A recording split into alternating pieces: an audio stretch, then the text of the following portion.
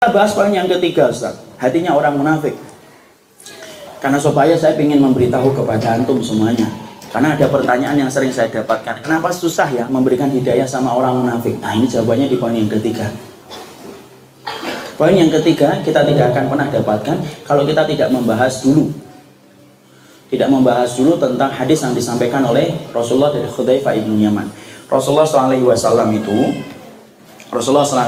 itu kemudian membagi hati manusia itu ada 4. Membagi hati manusia itu ada 4. Yang pertama, qalbun munir.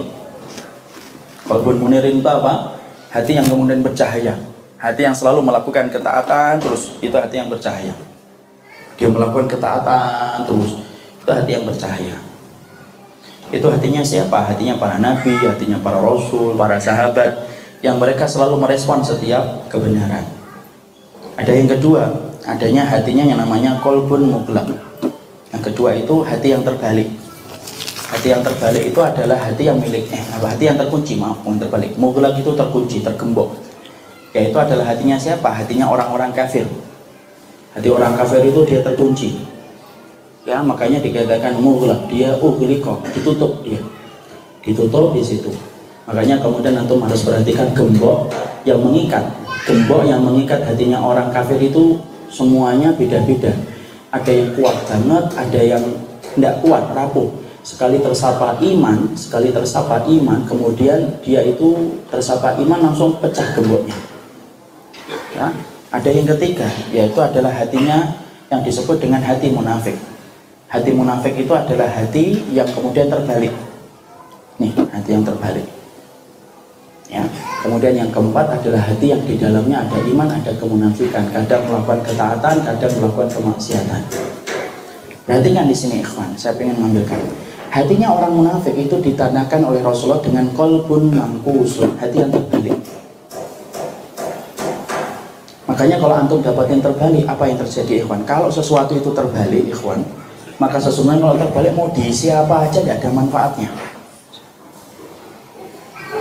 Saya ambilkan contoh, nih, terbalik ya. Mau dikasih teh muntah, mau dikasih susu muntah, mau dikasih air mineral muntah. Susunya yang mahal, kangen water sekalipun, muntah dia. Kenapa? Terbalik. Beda kan dengan hatinya orang kafir yang ada gemboknya. Kalau gembok itu kadang-kadang ada gemboknya yang rapuh. Dimana kalau sekalinya rapuh tersapa, satu kali hidayah masuk Islam. Makanya orang kafir, prosentase orang kafir yang mereka itu masuk Islam itu lebih banyak daripada orang munafik yang sadar akan kenifakannya. Nah, perhatikan, prosentase orang yang masuk Islam itu banyak, ikhwan.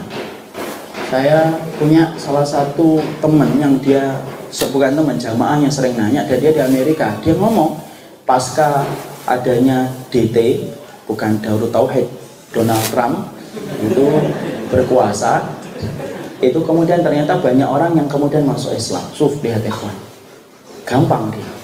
Bahkan kita pernah mendapati pula, antum pernah lihat gak tayangan WhatsApp video bagaimana kemudian ada orang pakai earphone, di dalamnya ada surah murotal Quran, kemudian diperdengarkan sama orang-orang Eropa yang lagi jalan.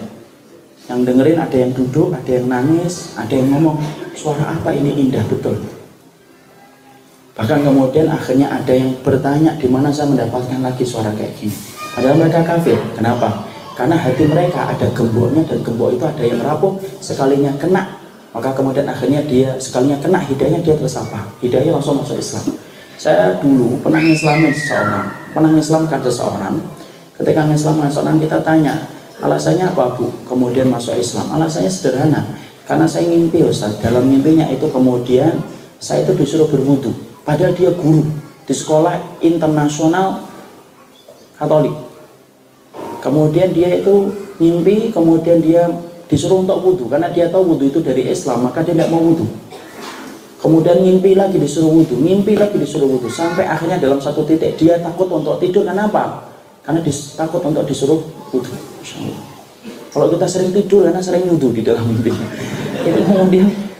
itu kemudian kayak gitu. Akhirnya sampai satu waktu kemudian dia akhirnya membuka YouTube, membuka wudhu, kemudian dia berwudu, mencoba. Pada satu belum masuk Islam, sampai merasakan kenikmatan.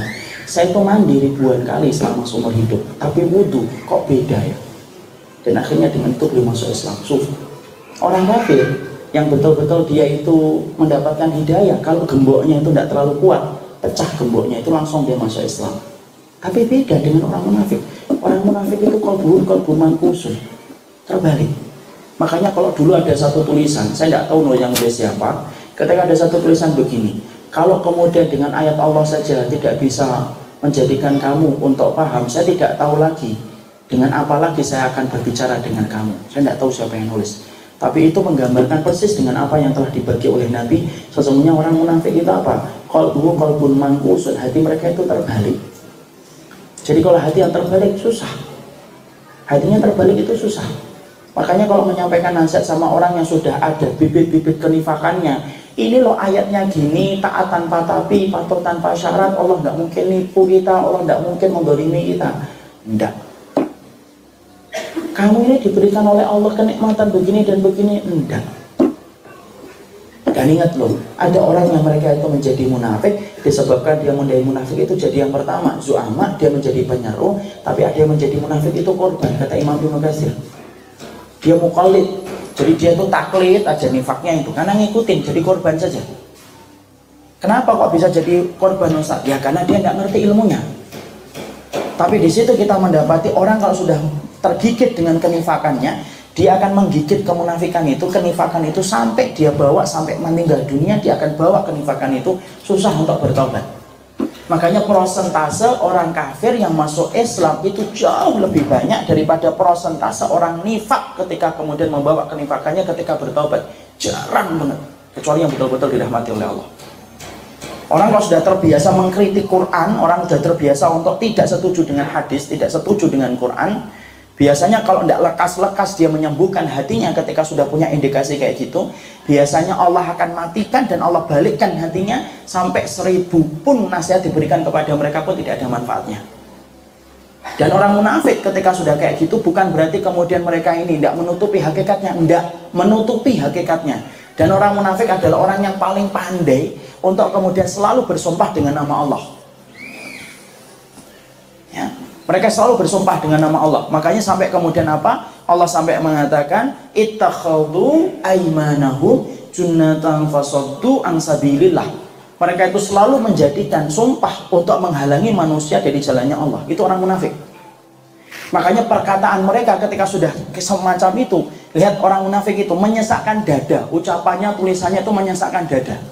Bagi orang-orang Islam dan orang yang ingin kembali kepada kitabullah dan sunnah, omongan mereka itu kadang-kadang menyesakkan dada.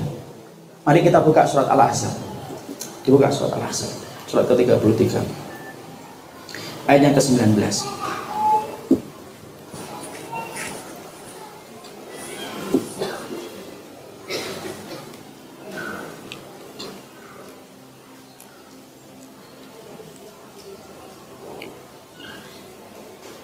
Baca lagi, yang keras. 9. Terjemahnya aja, yang keras. Mereka kikir terhadapmu apabila datang ketakutan. Mereka itu kikir, ikhwan. Jadi kalau mereka ingin memberikan apapun bantuan, mereka itu tidak mau, kecuali ketika bantuan yang mereka berikan itu akan memberikan manfaat untuk mereka. Dan sifatnya orang munafik, ikhwan, sifatnya orang munafik adalah mereka itu senantiasa menghalangi manusia ketika ingin kembali kepada kitabullah dan sunnah. Itu orang munafik. Kalau mereka bantu, karena mereka melihat di situ ada celah supaya dia mendapatkan manfaat balik. Itu orang munafik, kata Imam Ibnu Katsir. Cukup? Belum? Lanjutkan. Apabila datang ketakutan atau bahaya, kamu lihat mereka itu memandang kepadamu dengan mata yang terbalik-balik seperti orang yang pingsan karena akan mati. Ya, kalau mereka sedang keadaannya terjepit, mereka akan buru-buru untuk kemudian ketakutan. Mereka akan memperlihatkan bagaimana, loh kami itu amanah, kami itu beriman sama engkau wahai Muhammad. Itu keadaan mereka. Itu keadaan orang-orang munafik itu. Kalau kemudian mereka sedang ketakutan, tapi perhatikan setelahnya. Dan apabila ketakutan telah hilang, mereka mencaci kamu dengan lidah yang tajam. Ya. Sedang mereka pikir untuk berbuat kebaikan. Tuh. Ada kata-kata di ayat ini yang kita perhatikan. Bi alsinatin hidatin.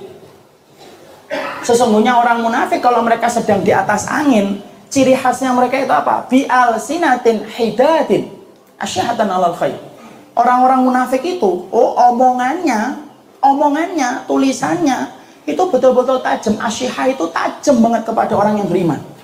Sudah tajam banget, kemudian juga tidak pernah bantu dalam kebaikan. Makanya kalau ada orang yang sampai hari ini kadang-kadang, ya Allah, saya cuma kemudian gini kok dikomentari macam-macam ya Ustaz. Saya dibilangin bodoh lah, dibilangin begini dan begitu. Itu wajar. Kenapa? Allah sudah menyampaikan di atas arusnya tentang keberadaan mereka. Keberadaan mereka itu sifatnya apa? Selain bagaimana penampilan mereka fisiknya yang bagus, omongannya yang memukau hati, tapi omongan itu sifatnya apa? Tajam untuk melukai orang yang beriman. Ketika mereka itu pingin, ketika apa yang mereka inginkan itu terhalangi.